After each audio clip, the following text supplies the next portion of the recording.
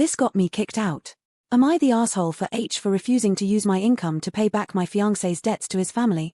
This is by far the craziest thing I've ever experienced.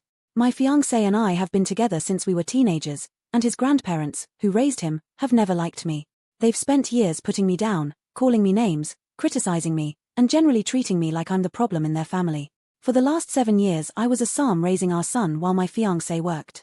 During that time, my fiancé got into a car accident after letting his insurance lapse, which led to around $20,000 in restitution costs. His parents helped him financially. Later, they also bought him a car after he promised he would pay them back.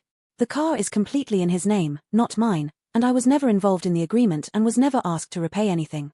Now I'm back to work, and his grandparents think I should use my income to pay them back for both the accident-related costs and the car.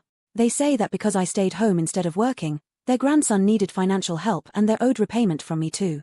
The thing is, I never borrowed money from them, never promised repayment, and none of these debts are legally tied to me. My fiancé made those choices. We mutually agreed that I would stay home and raise our son, because if I were to go to work, it would have only covered daycare costs, and now I feel like I'm being blamed and financially punished for being a Psalm.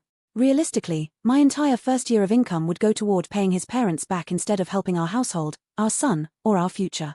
I do understand that their financial help indirectly benefited our family, so part of me feels guilty. But another part of me feels like they're unfairly targeting me instead of holding their grandson accountable.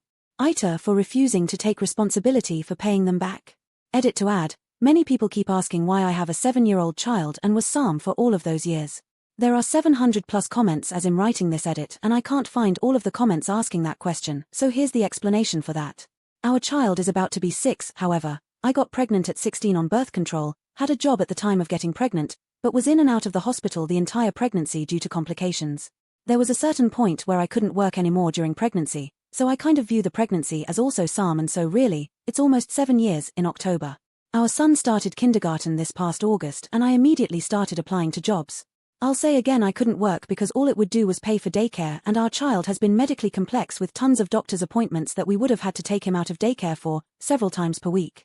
So here's the timeline: October 19, pregnancy at 16, June 20, baby is born at 17, July 20 baby is diagnosed with health conditions and several doctor's appointments needed weekly. Jump all the way to the car accident in July 23, all of us were in the car. We had no idea the car insurance had lapsed until the officer told us we didn't have car insurance. It had lapsed by a couple of days. October 23 restitution letter for $15,000 came in the mail. February 24, his grandparents bought him a 2020 car. He is in the comments telling people I told him to call them to buy the car, and while yes, I did do that, it's because they didn't want to keep driving us to our son's medical appointments 30 minutes out each way into the city and told us to go look at cars.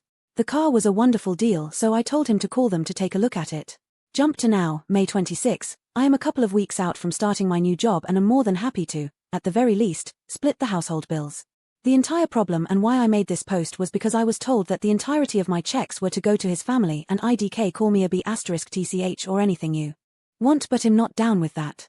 One other question I'd like to address in this edit is people asking why I didn't try to work from home. I applied to many online jobs, but as many know, online work from home jobs are highly sought after, and I never got a call back from anyone.